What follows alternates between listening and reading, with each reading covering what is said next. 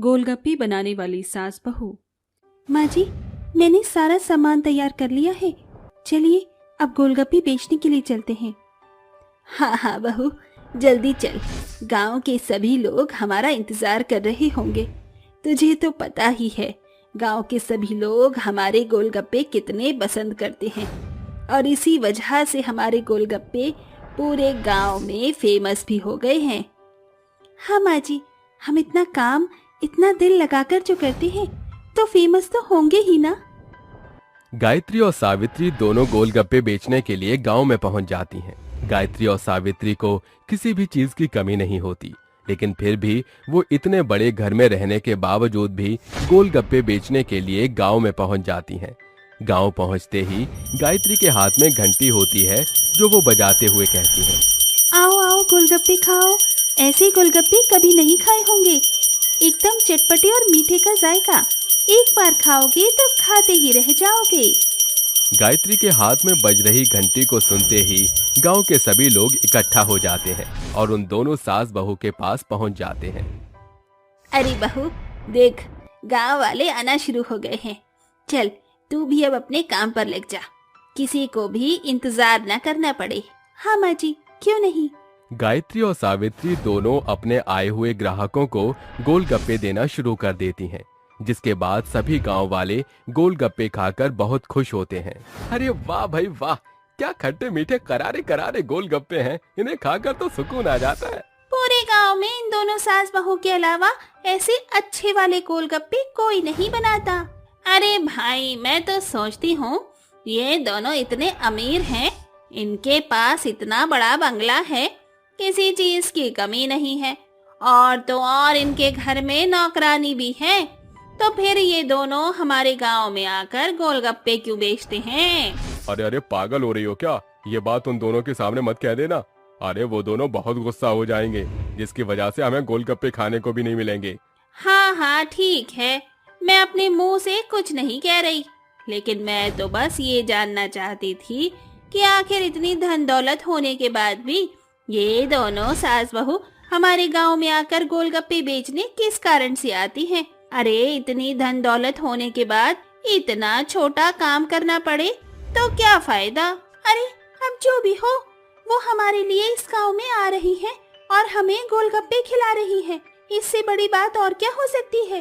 और तुम सीखो इनसे कि इतने अमीर होने के बाद भी इनका दिल छोटा नहीं बड़ा ही है।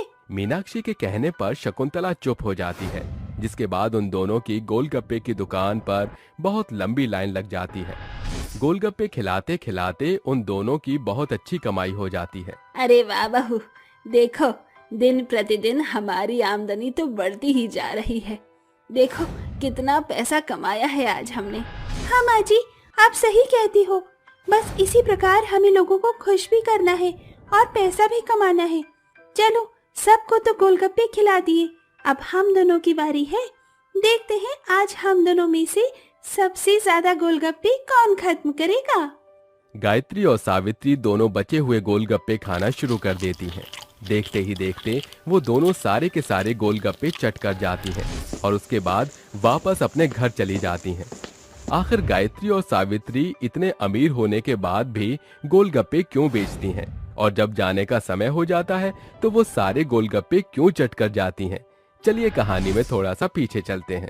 अरे बेटा, कहाँ गई ये दोनों?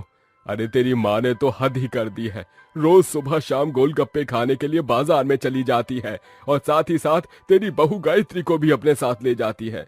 अरे पिताजी, इन दोनों की इस बात से तो मैं बहुत परेशान हूँ, कमाती कुछ है नहीं, जब देखो खर्च करती रहती हैं। अरे हम दोनों इतना पैसा कहाँ से लेकर आएंगे? अरे इन दोनों को तो इतना भी नहीं समझ आता कि हम दोनों बाप बेटे सुबह शाम काम करते हैं, मेहनत करते हैं, फिर जाकर इतना पैसा कमा पाते हैं, लेकिन ये दोनों तो सिर्फ पैसे लुटाने में ही आगे खड़ी होती हैं। पिताजी देखो, चुप हो जाइए, माँ आ गई हैं, अगर उन्होंने तुम्हारी कोई बात सुन ली तो बहुत गुस्सा होंगी और फिर आपका पीछा भी नहीं छोड़ेंगी। अरे वाह बेटा, तू तो बड़ा समझदार हो गया है, चल तेरी माँ से ही पूछता हूँ कि आखिर वो इतनी देर कहाँ से आ रही हैं। सावित्री के आते ही राजेश उससे पूछता है, अरे भगवान, ये कोई समय है गोलगप्पे खाने का? जब देखो गोलगप्पे खाने के लिए निकल पड़ती हो। अरे भला हमारे बारे में तो सोचो, सुबह से हम लोग नाश्ते के लिए तरस रहे हैं। अजी आप तो चुप ही हो जाइए, मुझे तो लगता है कि आपकी ही बददुआ लगी होगी। आज हम दोनों का गोलगप्पे वाला नहीं आया, इसीलिए हम दोनों वापस उदास होकर आए हैं। ये सुनते ही राजेश और अर्जुन दोनों बहुत जोर से हंसने लगते हैं, जिसके बाद सावित्री पास में रखा डंडा उठाकर दोनों को बजाने लगती है। बेचारा अर्जुन अपने पिता राजेश को अपने साथ किसी तरह बचाकर ले जाता है। वो दोनों सावित्री की पिटाई से बच जाते हैं। तभी गायत्री सावित्री से कहती है, अरे माँ जी, मेरा तो गोलगप्पे खाने का बहुत मन कर रहा है, अब हम क्या करें? अब मैं तुझे क्या बताऊं, एक काम करते हैं, YouTube ओपन करते हैं और उससे गोलगप्पे बनाना सीखते हैं। गायत्री और सावित्री दोनों रसोई में जाकर YouTube ओपन करती हैं और उसके अंदर दी हुई रेसिपी से गोलगप्पे बनाना शुरू कर देती हैं। आज तो मजा ही आ गया, हम अपने हाथ की बने हुए गोलगप्पे खाएंगे। हाँ हाँ क्यों नहीं, और इतने सारे गोलगप्पे बनाएंगे कि हम जितने चाहें उतने गोलगप्पे खा सकें। गायत्री और सावित्री दोनों मिलकर गोलगप्पे बना लेती हैं, जिसके बाद वो दोनों गोलगप्पे का टेस्ट करती हैं। आहा क्या बात है, इतने स्वादिष्ट गोलगप्पे, अरे वाह, हमारे हाथ में तो जादू है जादू। अरे माँ जी, आपने तो बिल्कुल सही कहा, हम तो बहुत अच्छे गोलगप्पे बना सकते हैं। आज से हम लोग बाहर से गोलगप्पे कभी नहीं खाएंगे, हम खुद ही गोलगप्पे बनाएंगे। ये सोचकर सावित्री और गायत्री दोनों सास बहू सुबह शाम लंच में, डिनर में, ब्रेकफास्ट में सिर्फ और सिर्फ गोलगप्पे ही बनाकर रखती हैं। तीनों समय गोलगप्पे खाकर अर्जुन और राजेश दोनों पागल हो जाते हैं और उन्हें कुछ समझ नहीं आता। एक दिन ब्रेकफास्ट करते समय जब राजेश गोलगप्पे खा रहा होता है तो उसे एक आइडिया आता है। अरे जब तुम दोनों इतने स्वादिष्ट गोलगप्पे बनाती हो तो क्यों ना तुम दोनों गोलगप्पे बेचने का काम भी शुरू कर दो। अरे जो भी मुनाफा होगा उससे तुम्हारा फायदा होगा, और गोलगप्पे बेचने के बाद जो गोलगप्पे का माल बचता है वो तुम दोनों खा लेना, इससे तुम्हारा माल भी वेस्ट नहीं होगा। अरे पिताजी, अगर ये दोनों गोलगप्पे बेचने का काम करेंगे तो हमारे परिवार की तो बदनामी ही हो जाएगी। अरे इसमें बदनामी वाली कौन सी बात है, तेरे पिता सही तो कह रहे हैं, हम दोनों को गोलगप्पे बेचने का काम ही शुरू कर देना चाहिए। वैसे भी हम दोनों सास बहू गोलगप्पे खाने की इतनी शौकीन हैं कि बस क्या ही बताऊं। जब हम गोलगप्पे बनाने का काम शुरू करेंगे तो घर के काम कौन करेगा? अरे उसके लिए हम लोग एक नौकरानी रख लेंगे। जब हम दोनों बाप बेटा कमाएंगे और फिर तुम दोनों सास बहू कमाओगी तो हमारे पास नौकरानी को देने के लिए तनख्वाह भी निकल आएगी। गायत्री और सावित्री को अर्जुन और राजेश का सुझाव बहुत अच्छा लगता है, जिसके बाद वो दोनों गोलगप्पे बेचने का काम शुरू कर देते हैं। देखते ही देखते गांव के सभी लोग उनके गोलगप्पों के शौकीन हो जाते हैं और केवल उन्हीं के गोलगप्पे खाना शुरू कर देते हैं। उस दिन के बाद से वो दोनों सास बहू इतने पैसे वाली होने के बाद भी गोलगप्पे बेचना शुरू कर देती हैं और गोलगप्पे बेचकर बहुत खुश होती हैं। 3 जादुई लहंगा। मायापुरी गांव में स्वर्णा, शुगना और रचना नाम की 3 बहनें संग रहा करती थीं। उनके स्वभाव में जमीन आसमान जितना फर्क था। जहां स्वर्णा एकदम शांत स्वभाव की थी, वहीं रचना एकदम घमंडी और सपनों की दुनिया में जीने वाली लड़की थी। उसी का रुझान शुगना में भी शामिल था। तीनों बहनें बेहद छोटी ही थीं जब उनकी मां इंदिरा का एक गंभीर बीमारी के कारणवश स्वर्गवास हो गया था। उनके पिता गिरधारी ने उन्हें बचाने की भरसक कोशिश की, जिसमें उसने अपने जीवन भर की जमा पूंजी झोंक दी, मगर इंदिरा को बचा नहीं पाया। पत्नी की मृत्यु के शोक में गिरधारी ने भी बिछौना पकड़ लिया। ऐसे में घर बार की जिम्मेदारी बड़ी बहन स्वर्णा के सिर पर आ पड़ी। वो छोटा मोटा कामकाज करके बीमार पिता और बहनों की भूख मिटाने का बंदोबस्त करती थी। एक सांझ गिरधारी की तबीयत बेहद बिगड़ जाती है। अरे स्वर्णा बिटिया, अरे भाई मेरे पास आ जा यहाँ, मेरे पास ज्यादा वक्त नहीं बचा। स्वर्णा की आंखों में लबालब आंसू भरा हुआ था। वो सिसकते हुए कहती है, पिताजी कुछ नहीं होगा आपको, गहरी सांस भरिए पिताजी, गहरी सांस भरिए। मेरा बुलावा आ गया है, मगर जाने से पहले एक रहस्य तुझसे साझा करते जा रहा हूँ। तुम तीनों सालों से मुझसे पूछती आ रही हो ना कि उस संदूक में क्या खास है। दरअसल उसके भीतर तुम्हारी माँ के लाल, गुलाबी और सुनहरे रंग का 3 दुल्हन लहंगे हैं। जो तुम्हारी माँ को भेंट में मिला था। तुम्हारी माँ ने मरते दफा मुझे ये कहा था कि मैं उन तीनों लहंगों को तुम बहनों में बंटवारा कर दूं। स्वर्णा, ये जिम्मेदारी मैं तुम्हें सौंपता हूँ। ये कहकर गिरधारी दम तोड़ देता है। पिता की मौत से स्वर्णा को गहरा सदमा पहुंचता है। 2 दिन बाद पिताजी ने जाते समय इस संदूक में बंद लहंगे का जिक्र किया था। स्वर्णा जैसे ही संदूक खोलती है, तीनों लहंगों की चमक उसकी आंखों को चकाचौंध करने लगती है। स्वर्णा तीनों लहंगों को सीने से लगाकर उनका बखान करती हुई कहती है, वो कितनी सुंदर बिला रही होगी ना शगना, रचना, जब ये लहंगे माँ ने ब्याह में पहने होंगे। जरूर माँ ने शादी के रोज ही लाल जोड़ा ही या फिर ये गुलाबी लहंगा पहना होगा। स्वर्णा अपनी दोनों बहनों को निहारते हुए कहती है, अरे क्या बात है, तुमको ये लहंगे देखकर खुशी नहीं हुई? इसमें खुश होने जैसा है ही क्या? आज के नए जमाने में भला इन फीके पुराने लहंगों को कौन पूछता है? जिस हिसाब से पिताजी ने इन लहंगों के प्रति प्रसंग जताया था, मैंने तो सोचा जरूर इसमें हीरे मोती जड़े होंगे, मगर सारी आशा निराशा में बदल गई। स्वर्णा उन तीनों बहनों को सीने से समेटे अपनी माँ को याद करती हुई आंसू बहाती है। जैसे उसके आंसू की बूंद उन लहंगों पर पड़ती है, एक तेज चमक घर को चकाचौंध करती हुई उन तीनों लहंगों में समा जाती है, जिसके साथ वो तीनों लहंगे सोने, चांदी और हीरे के लहंगे में बदल जाते हैं और एक आवाज पूरे घर में गूंज उठती है, स्वर्णा। माँ, ये आपके स्वर है ना? हाँ स्वर्णा, ये मैं हूँ। अब से ये 3 लहंगे साधारण नहीं बल्कि जादुई सोने, चांदी और हीरे के जादुई लहंगे में बदल चुके हैं। जब भी तुम्हें धन की आवश्यकता होगी, ये जादुई लहंगे उसे पूरा करेंगे। ये सुनकर स्वर्णा की दोनों बहनों के भीतर घनघोर लालच समा जाता है। दोनों झट से 2 लहंगों को चुनकर कहती हैं, ये सुनहरा सोने का लहंगा मेरा हुआ और ये हीरे वाला लहंगा मेरा। बाकी ये चांदी वाला लहंगा तुम रखो स्वर्णा, ये तुम भरी सुंदर लगेगा। रचना और शुगना अपने जादुई लहंगे को पहनकर शीशे के सामने खड़े होकर कहती हैं, हीरे तो एकदम शीशे के जैसे चमक रहे हैं, मेरा रूप मगर अभी कुछ अधूरा है। गहने के बिना लहंगा कुछ ज्यादा नहीं जच रहा। क्यों ना हम अपने जादुई लहंगे से कुछ मांग कर देखें, हमको इस लहंगे का पुख्ता प्रमाण भी पता चल जाएगा। ए मेरे जादुई सोने के सुनहरे लहंगे, जल्दी से मुझे सोने के सुंदर गहने दो। मेरे हीरे के लहंगे, जल्दी से मुझे भी हीरो का हार और सर का सुंदर ताज दे। दोनों जादुई लहंगे एक साथ चमक उठते हैं। सोने का लहंगा शुगना को ढेर सारे सोने के जेवर देता है और हीरे का लहंगा रचना को चमचमाता हीरे का हार और ताज मुहैया कराता है, जिसे दोनों बहनें अपनी साज सजावट करने लग जाती हैं।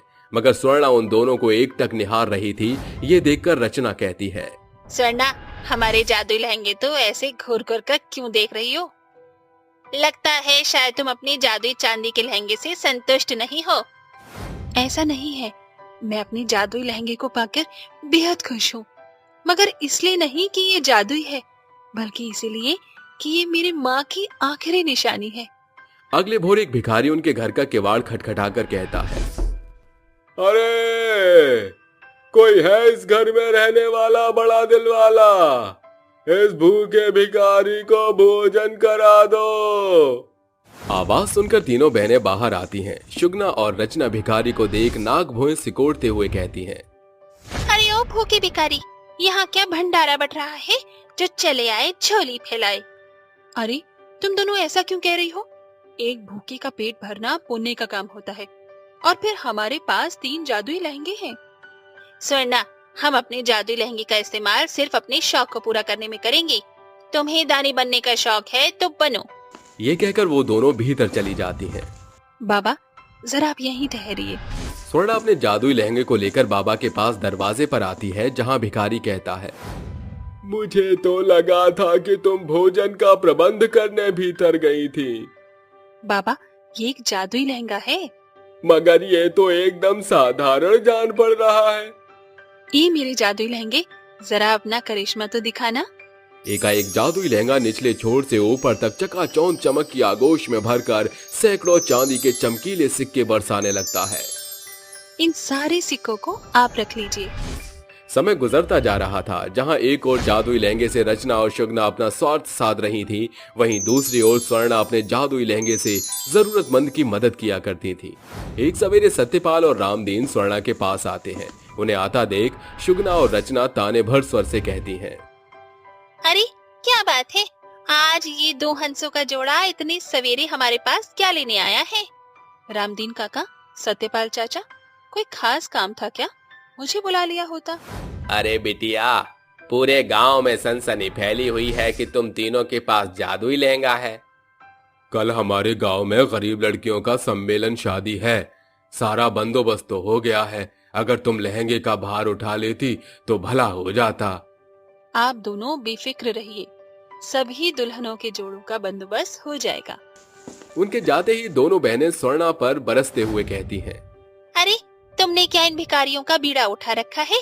अगर तुम्हें दयावान बनने का शौक है तो अपना जादुई लहंगा उन्हें दान में क्यों नहीं दे देती? मैं ऐसा नहीं कर सकती क्योंकि ये लहंगा माँ की निशानी है, मगर मैं इसे अंत तक गरीब की मदद में भरसक इस्तेमाल करूंगी, भले ही तुम दोनों मेरा साथ दो या ना दो। स्वर्णा अपने जादुई लहंगे से कहती है, हे मेरे जादुई लहंगे, आज मुझे तुम्हारी सख्त मदद चाहिए। मुझे चांदी के इतने सिक्के दो जिससे कि मैं उन लड़कियों की शादी का लहंगा तोहफे में उन्हें दे सकूं।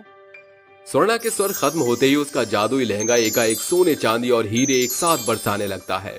तभी उसकी बहनें रोते हुए वहां आकर कहती हैं, स्वर्णा, जाने कैसे हमारा लहंगा ओझल हो गया। हाँ, अब हम अपने शौक कैसे पूरे करेंगी?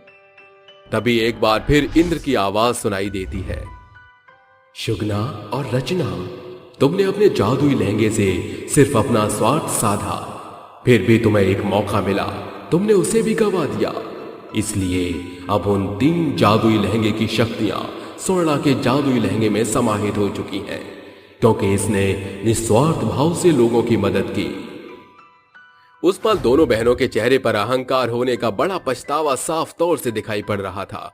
इस कहानी से हमें यह सीख मिलती है कि हमें कभी धन का घमंड नहीं करना चाहिए, क्योंकि कोई नहीं जानता कि बेहतर जीवन का पासा किस पल पलटकर बदतर जीवन में बदल जाए। दिल्ली के शहर में अंजना अपने बहू बेटे के साथ बड़े खुशी से रह रही थी। अपने पति के जाने के बाद अंजना ने बड़ी मेहनत से बिजनेस और घर को संभाला, बल्कि उसे ऊंचाइयों पर ले गई। आज वो जाने माने बिजनेसमैन की लिस्ट में आती है। 1 महीने पहले ही पाखी और संजय की नई नई शादी हुई थी। एक दिन अंजना उनके कमरे में आकर कहती है, अरे बहू, ये देखो, ये पुश्तैनी कंगन है, संभाल कर रखना, अब से तुम इन कंगन की मालकिन हो। शुक्रिया मम्मी जी। अब जल्दी से दोनों नीचे आ जाओ, नाश्ता तैयार है।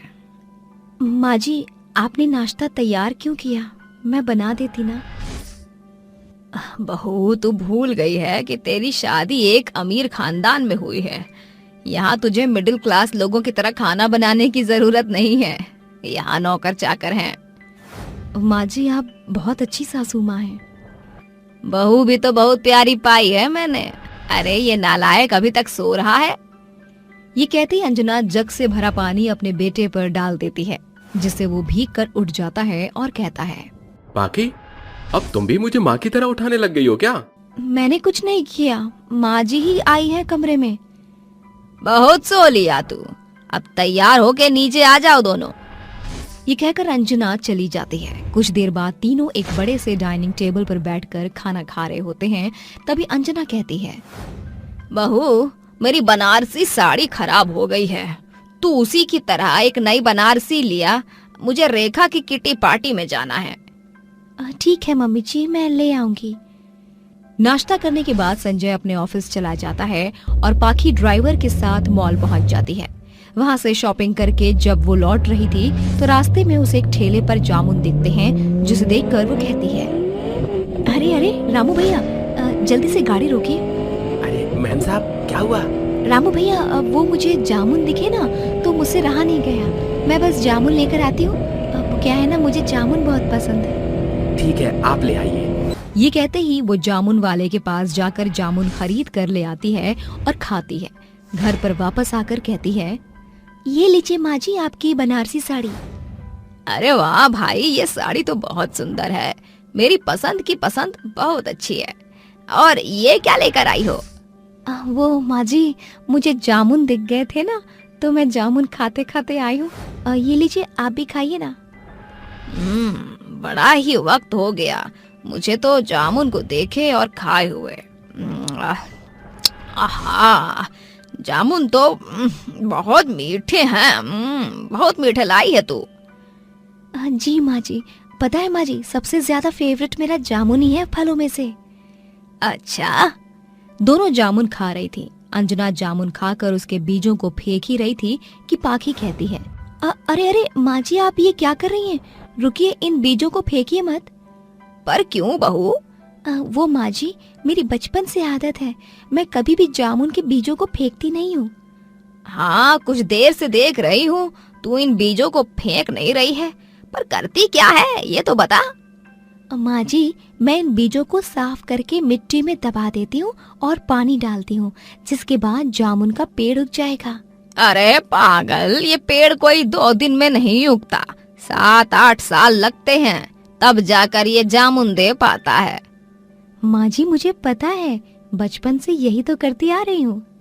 अरे बहू, मेरे साथ रहकर जामुन के पेड़ उगाने की क्या जरूरत है? हम इतने पैसे वाले हैं कि ऐसे 10 जामुन के पेड़ खरीद सकते हैं। अगर तुझे खाना है तो मुझे बता दे, मैं कल ही घर के बाहर जामुन का पेड़ लगवा देती हूँ। अरे नहीं नहीं माँ जी, वो सब तो इन बीजों से ही हो जाएगा, और जो खुद उगाने में मजा है वो बाहर वालों से करवाने में क्या?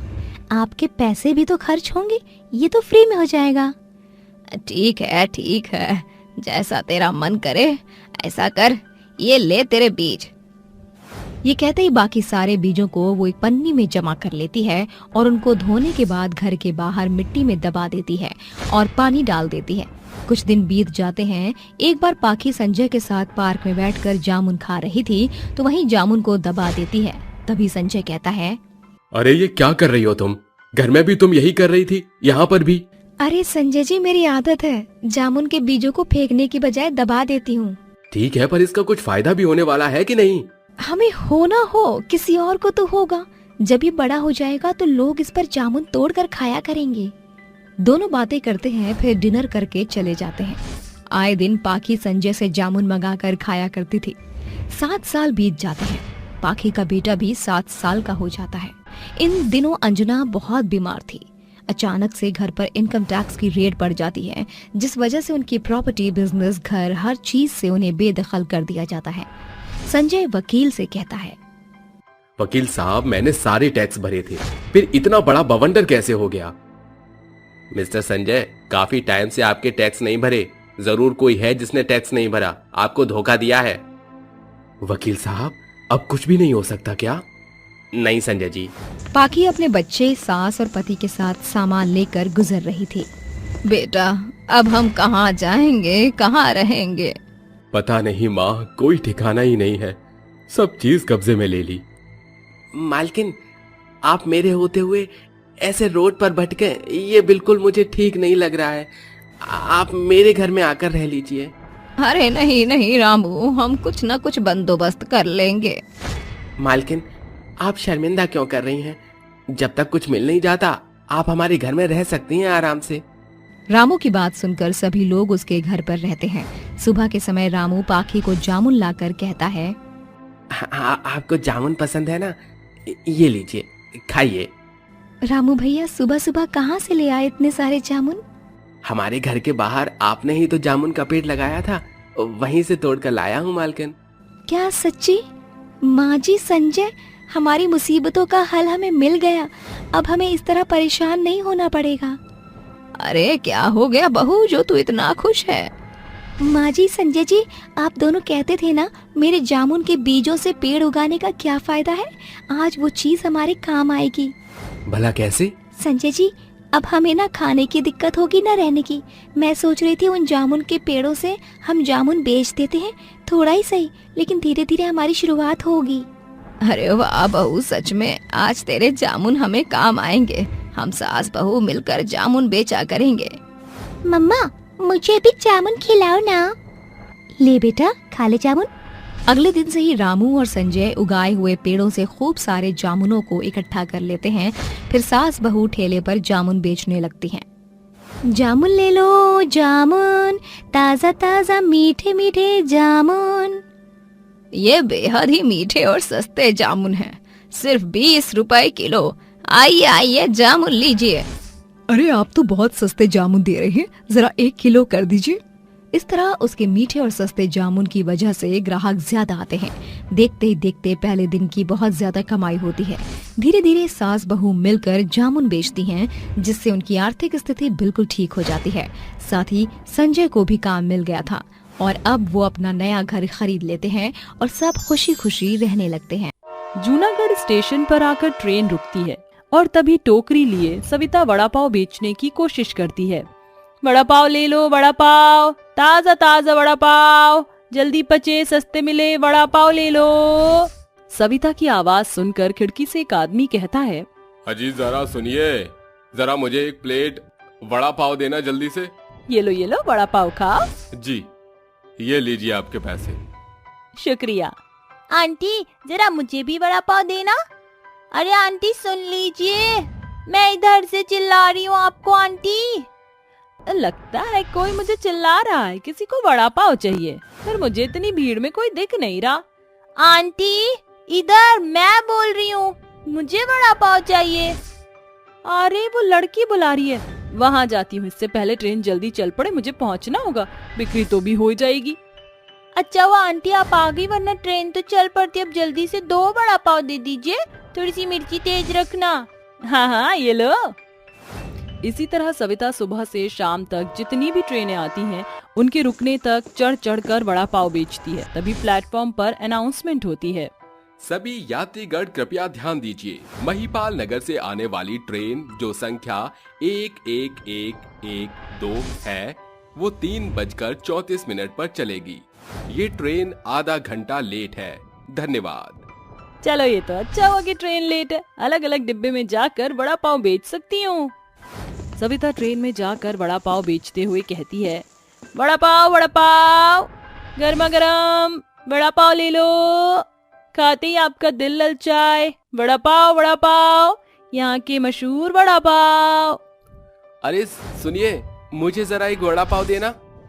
अरे तू सिर्फ अपने लिए ही ले रहा है क्या? हम दोस्त तुझे नजर नहीं आ रहे? हमारे लिए भी वड़ा पाव ले ले। हाँ जी, 2 वड़ा पाव और दे दीजिए। ये लीजिए गर्मा गर्म वड़ा पाव। शुक्रिया। वो तीनों बड़े चाव से वड़ा पाव खा रहे थे। तभी सरिता घूर कर देख रही थी और अपने पैसे लेने का इंतजार कर रही थी। वह तीनों वड़ा पाव खाने में बेहद मशरूफ थे। फिर दिलेश की नजर उस पर जाती है तो कहता है, ए अभी तक खड़ी क्यों है? जा यहाँ से, वड़ा पाव दे दिए ना? हाँ अच्छा, हाँ चल आगे बेच अब। अरे तू अभी तक गई नहीं ना? जा आगे के डिब्बों में जाकर अपने वड़ा पाव बेच, उन्हें भी खिला। साहब जाऊंगी तो जब आप मेरे 3 वड़ा पाव के पैसे दे दोगे। अरे कौन से पैसे?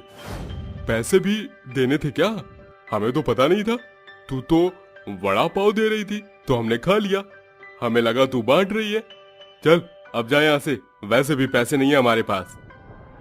अब आगे जा, मुंह क्या देख रही है? आगे बेचने बहुत पैसा मिलेगा तुझे। देखिए भाई साहब, मैं आपसे आखिरी बार कह रही हूँ, मुझे मेरे वड़ा पाव के पैसे दे दीजिए, वरना आपके साथ बहुत बुरा होगा। तू पूरा करेगी? अभी तेरे सारे वड़ा पाव फेंक दूंगा। ये बोलकर तूने बहुत बड़ी गलती कर दी। गया, अब तू गया। ये कहते ही चुड़ैल अपने असली रूप में आकर उसकी गिरेबान पकड़कर ट्रेन में पटक देती है और उन दोनों का सर एक दूसरे से भिड़ाकर बहुत मारती है और फिर तीनों को चाटा मार मार कर हालत बुरी कर देती है। अरे बाप रे, अरे बाप, ये तो एक चुड़ैल है। भागो भागो भागो भागो, अरे बचाओ, अरे कोई हमें बचाओ। अब तुम्हें कोई बचा नहीं सकता। एक गरीब औरत का फायदा उठाकर तुम उसकी चीज खा सकते हो पर पैसे नहीं दे सकते, नामर्द कहीं के। और हमें छोड़ दो, हमें माफ कर दो, हमें छोड़ दो। तुमने मेरा बहुत अपमान किया है। तुम जैसे लोगों की वजह से ही गरीब लोग मेहनत के बाद भी पैसे नहीं कमा पाते, क्योंकि तुम जैसे गुंडे उनके सामने आकर खड़े हो जाते हो। चुड़ैल चुड़ैल हमें माफ कर दो, मुझे माफ कर दो। तीनों को छोड़ दो, मुझे भी छोड़ दो। तुम्हें तो पैसे चाहिए, लो हम तुम्हें पैसे दे रहे हैं, डबल पैसे ले लो, पर हमारी जान छोड़ दो प्लीज। मुझे तुम्हारे डबल पैसे नहीं चाहिए। अगर आइंदा से ऐसा कुछ किया तो जान ले लूंगी। मुझे बस मेरी मेहनत का पैसा दे दो। बहुत वक्त जाया कर दिया तुमने मेरा। ये लो हम तीनों के पैसे। ये पैसे लेकर चुड़ैल वहाँ से आकर अपने नॉर्मल रूप में वड़ा पाव बेचती है और खत्म हो जाने पर और वड़ा पाव बनाकर बेचती है। दिन भर के पैसे इकट्ठा करके वह घर चली जाती है। ताज्जुब की बात थी, आखिर एक चुड़ैल इंसानी रूप लेकर मेहनत से वड़ा पाव क्यों बेच रही थी? वह चाहती तो उन तीनों आदमियों को मार सकती थी, पर उसने मारा नहीं। आखिर ये सब करने की उसकी क्या वजह है? जानने के लिए कहानी में आगे बढ़ते हैं। ऐसे ही अगले दिन आकर वो स्टेशन पर वड़ा पाव बनाती है और ट्रेन के आते ही बेचने लगती है। वड़ा पाव ले लो, वड़ा पाव, गर्मा गर्म वड़ा पाव ले लो। सुनिए, जरा मुझे भी वड़ा पाव दीजिए, मैंने कभी खाया नहीं है। अरे फिर तो आपको जरूर चखना चाहिए। ये लीजिए आपका वड़ा पाव, यहाँ का सबसे मशहूर वड़ा पाव है। जी जरूर, ये आपके पैसे। सुबह से शाम तक सविता वड़ा पाव बेचती है। उसके वड़ा पाव खत्म हो जाते हैं। रात के 11 बजे जब सविता जाती है तो नशे में एक आदमी उसका हाथ पकड़कर कहता है, अरे ओ गुलाबो, तुम यहाँ अकेली क्या कर रही हो? अरे चलो, अकेली हो तो मेरे साथ बैठकर दो बातें ही कर लो, आ जाओ। ये कौन है तू? छिछोरे नशेड़ी, छोड़ मेरा हाथ। ची ची ची, तेरे मुंह से कितनी बदबू आ रही है, हाथ छोड़ मेरा। अरे ऐसे कैसे छोड़ दो तुझे? भूल गई है? तू ये एक भूतिया स्टेशन के नाम से भी जाना जाता है, इसलिए कोई ज्यादा रुकता नहीं है। अब तो तू गई, क्या होगा तेरा? तू नशे में, तुझे भी पता है तू क्या कर रहा है। हाथ छोड़ दे वरना बहुत बुरा होगा। मुझे मेरे घर जाना है। उसके ना मानने पर सविता चुड़ैल बनकर उसके सामने आ जाती है और उस आदमी को सबक सिखाती है। इतने में व्हीलचेयर पर बैठे हुए किशोर को लेकर उसकी माँ मैत्री आ जाती है और एक चुड़ैल और नशेड़ी को देखकर दोनों डर जाते हैं। चुड़ैल, चुड़ैल, अरे मेरी बहू कहाँ है? सविता, सविता कहाँ है? ए, तूने और इस चुड़ैल ने कहाँ छुपा रखा है मेरी पत्नी को? माँ देखिए ना, रोज तो वो 9 बजे जल्दी आ जाती थी, आज नहीं आई। ये यही है तेरी बीवी। ये चुड़ैली तेरी बीवी है, मुझे पता है। ए नशेड़ी, ये क्या बकवास कर रहा है? माँ जी, किशोर जी ये सही बोल रही है, मैं ही आपकी सविता हूँ। क्या? नहीं नहीं, ये नहीं हो सकता। यही सच है किशोर जी, ये देखिए। ये कहते ही वो सविता वाले रूप में आती है और उन्हें सब कुछ बताती है। मैं आपको सब कुछ बताती हूँ। उस दिन जब रविवार की रात आपका एक्सीडेंट हुआ था और डॉक्टर ने बताया कि आप अपाहिज हो गए हैं और कुछ नहीं कर पाएंगे, तो मैं अंदर से ही बहुत टूट गई। हे भगवान, मेरे पति के साथ आपने ऐसा क्यों किया? मेरे घर का खर्चा कैसे चलेगा? तू परेशान मत हो, भगवान हमें जरूर कोई ना कोई रास्ता दिखाएगा। मुझे माफ कर दो सविता, जब मैं तुम्हारे सपने पूरे नहीं कर पाऊंगा तो मैं बाहर घुमाने नहीं ले जा पाऊंगा। पैरों से अपाहिज हो गया हूँ, मैं सदा के लिए पैरों से अपाहिज हो गया हूँ। आप ऐसे मत कहिए, मैं कुछ ना कुछ काम करके घर का खर्चा भी चला लूंगी और आपके इलाज भी करवाती रहूंगी। भगवान तुझे हिम्मत दे बेटा। बहुत सोच समझने के बाद कम पैसों में ही वड़ा पाव बेचना वो शुरू कर देती है। सबसे ज्यादा लोग स्टेशन पर खरीद सकते थे, इसलिए वहाँ चली जाती है और वड़ा पाव बेचने लगती है। वड़ा पाव लीजिए, वड़ा पाव, गर्मा गर्म वड़ा पाव। सुनिए, जरा मुझे वड़ा पाव दे दीजिए। ये लीजिए। दिन भर खड़े होकर मेहनत से सविता सभी कभी स्टेशनों पर तो कभी ट्रेन के अंदर जाकर वड़ा पाव बेचती थी, जिससे उसका थोड़ा बहुत गुजारा चल जाता था। वह कमाकर घर का राशन और किशोर की दवाई लाकर मैत्री को दे दिया करती थी। अगले दिन वो वड़ा पाव बनाकर रेलवे स्टेशन की ओर जा रही होती है। माँ जी, मैंने घर का सारा काम कर दिया, अब मैं स्टेशन पर वड़ा पाव बेचने जा रही हूँ, आप उनका ख्याल रखना। ये भी कोई कहने की बात है क्या बहू? निश्चिंत होकर जा। ऐसा कहकर सविता वड़ा पाव बेचने लगती है। इतने में ही वहाँ आतंकवादी आ जाते हैं और ट्रेन पर गोली चलाने लगते हैं। इसी बीच सविता मरकर चुड़ैल बन जाती है। कुछ देर में वहाँ पुलिस आकर माहौल शांत करती है और सविता कहती है, हे भगवान, मैं तो चुड़ैल बन चुकी हूँ। मेरे मरने के बाद मेरे परिवार का खर्चा कैसे चलेगा? माँ जी इस उम्र में कुछ नहीं कर सकती और मेरे पति अपाहिज हैं। अब मैं क्या करूँ? भगवान जी मुझ पर थोड़ी तो रहम करो कि मैं अपने परिवार का पेट पाल सकूं। तब से माँ जी मैं चुड़ैल बनकर यहाँ पर वड़ा पाव बेचती हूँ और पैसे लाकर आप दोनों को दे देती हूँ।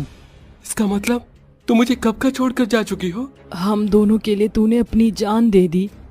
कोई बात नहीं माँ जी, आप दोनों को ऐसी हालत में छोड़ भी नहीं सकती थी। इस तरह चुड़ैल अभी भी स्टेशन पर सविता बनकर बेचती है जब तक किशोर ठीक नहीं हो जाता। उसके ठीक होते ही चुड़ैल हमेशा के लिए चली जाती है।